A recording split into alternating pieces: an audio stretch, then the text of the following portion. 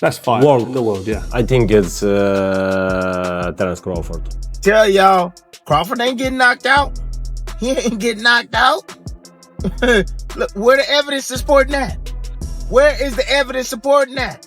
Just because y'all think he light in the ass, that y'all think that's just it? Give me a number.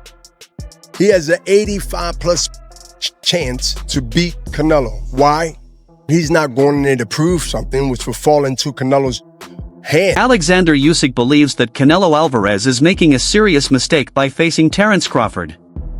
He considers Crawford the #1 boxer in the world today and the best pound-for-pound fighter of this era.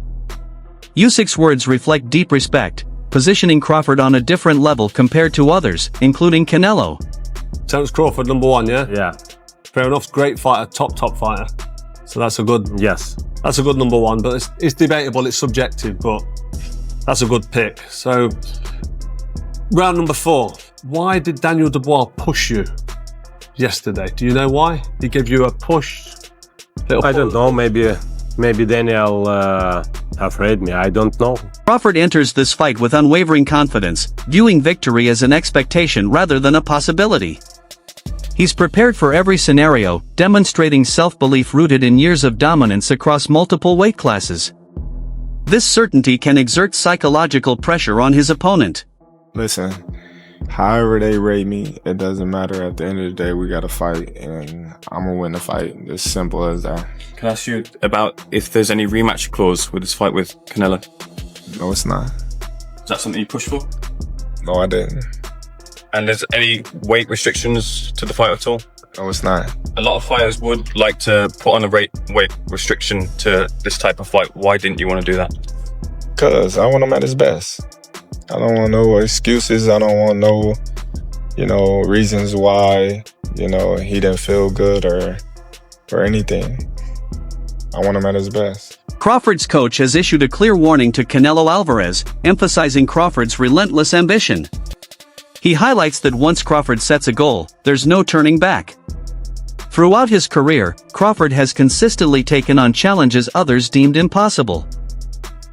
His mental toughness and discipline are core to his success, and facing Canelo is just another step in his pursuit of greatness.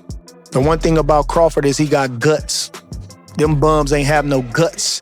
Them bums didn't want to win. Crawford want to win. That's it. It ain't about no belt. It ain't about nothing. You didn't sign the contract. We want to win, and he want to be the best, and he is the best. So that's what's going to be the difference. Crawford got guts. He got a fighting spirit. So when you see Crawford, he going to go in there and get busy with Canelo. Don't you even doubt that. You understand? You ain't never seen Crawford stay on the back foot in no fight in his life. You understand? He the type of guy to go get you. So expect him to go get him. We gonna do everything we can to him. We gonna do whatever we got to do. But one thing you can expect is Crawford is gonna step to him. Because you can't beat Canelo going on the back foot forever. You got to go get him. You got to do something. And he better know Crawford is coming. Jarrell Miller adds that Crawford's hunger sets him apart. In boxing, motivation often outweighs experience or talent, and Crawford's drive to leave a historic legacy fuels his intense training and focus.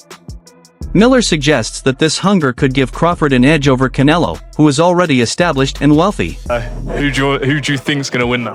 I'm pulling for Crawford in this one. I think people are underestimating his strength right now and his size.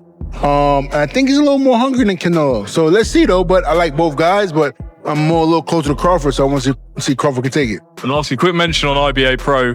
Interesting concept that, people records on the line. So I know in boxing, people don't like risking their own and things. Do you feel like this is a step forward? This could become a major player in boxing? I think it definitely can. I mean, any opportunity to make some money and build your repertoire and your arsenal. Boxing legend Bernard Hopkins predicts an 85% chance of victory for Crawford. Hopkins values intelligence, strategy, and adaptability, traits he sees in Crawford. His high odds reflect his belief that Crawford can neutralize Canelo's advantages. Hopkins also recognizes that when fighters combine skill with belief and preparation, upsets become possible. Does he win? Can he beat him? Can he beat Canelo? Is his skill so much that he's able to bridge the weight classes? He has a legitimate chance. Over 60% for his mind. If you say, Bernard, give me a number. Give me a number. He has an 85+ chance to beat Canelo. Why? He's not going in there to prove something which will fall into Canelo's hand. He would love for him to prove something. That means you will stay there and try to prove something. But to go in there and to let him know, establish that from the first round, that I belong without showing that I am tough. I earned my position to be here.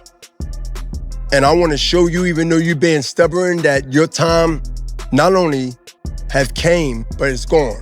He ain't gonna surrender and say I slowed up, so I'm gonna act like it. No, he has to be shown.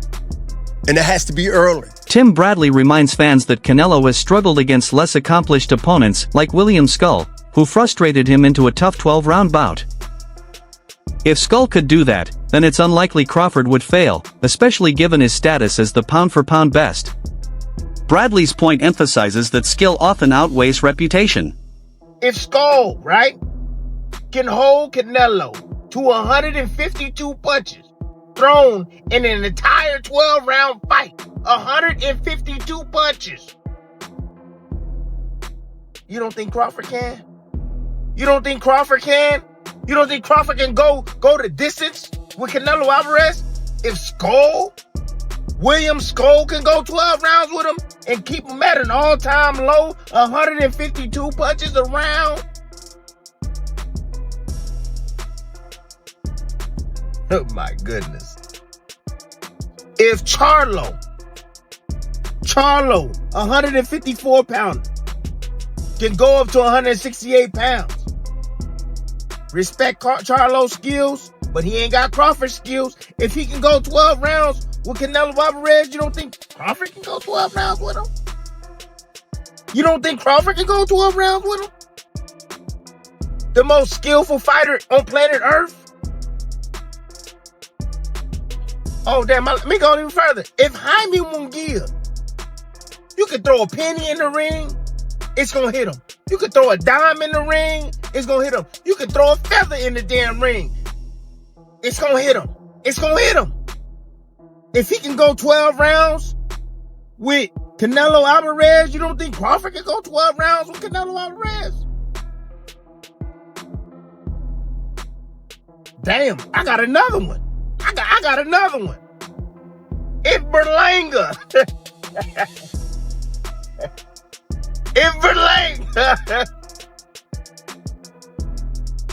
if Berlanga can go. Some dismiss the controversy over Canelo sparring with Jiren Andis. According to Dowd Bay, this is routine and offers no real advantage. Sparring partners come and go, but success in the ring depends on execution under pressure. Bay asserts that Crawford's unique skill set cannot be replicated by any sparring partner, making this story largely irrelevant. Boots going off to spar Canelo ahead of Terence Crawford's bout. For me personally, alright, well, I live in Philly, right? So, interacting with Mr. Boozy and them sometimes, you know little stuff. So, Boots, whole family, they been had a relationship with Canelo. Like, this not new. Pooh was up there camping with him, Farrar was up there boxing him or whatever. And then Canelo, period, he boxed Philly guys. When he was about to fight Floyd, he was boxing Brother Nazim nephew and all that. So, this ain't nothing really new that Canelo doing right now or that Boots is doing right now. I think that is just being made to be a big deal because like on the internet, the fans, as much stuff as they like to talk about Boots sometimes, they understand from looking at his skill set and stuff like that, that he would be someone who can help Canelo. Like, you know what I mean, in a situation like this, if you the kind of person that look at sparring and consider it to be a help, which it can be, especially, you know, Boots being a switcher, being a boxer, puncher, the athleticism he has, the footwork he has.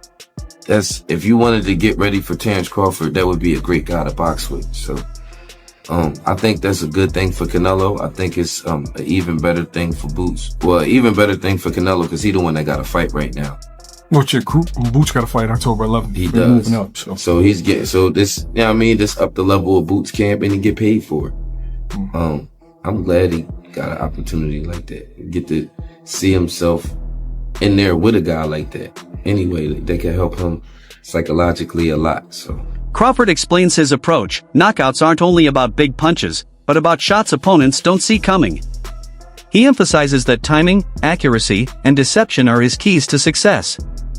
While Canelo is known for power, Crawford believes the real danger lies in creating openings through patience and strategy. Don't take a big punch to knock somebody out. It's the ones that you don't see that hurt you. All my fights that I loaded up and I try to catch somebody, you know what I mean, with a big shot, I typically miss or they see it at the last minute and they brace for it. You know, the ones that just flow is the ones that get you. Marcus Brown highlights Crawford's sparring routine, often training with fighters much bigger than him, including heavyweights. This has conditioned Crawford to absorb heavy punches without panic. Brown argues that this experience will help him withstand Canelo's best shots, as Crawford has already faced similar pressure during training. I'm a fan of both of them, but I'm going with Crawford. Typically fighters, they don't want to say who they want to go for because they don't want to be biased. Yeah. And much respect to Canelo, but I'm going Bud. Is there a particular reason why? Like, you're a guy that's moved up in weight, so you know exactly what it feels like to get hit by these bigger guys. Is that something that's going to play in the back of his head? Like, of course, gotta watch out. It is, but it's not. Because at the end of the day, it's not like he just been in there, got in there with somebody bigger than him. He's always probably been sparring with bigger guys. You know what I'm saying? It's that boxing IQ, which William Skull didn't put up no fight, but he showed somewhat of a blueprint to get this guy, in a space where he's confused. Yeah. And he can't touch his target that's in front of him. Yeah. You know what I'm saying? And I just think Bud got that IQ.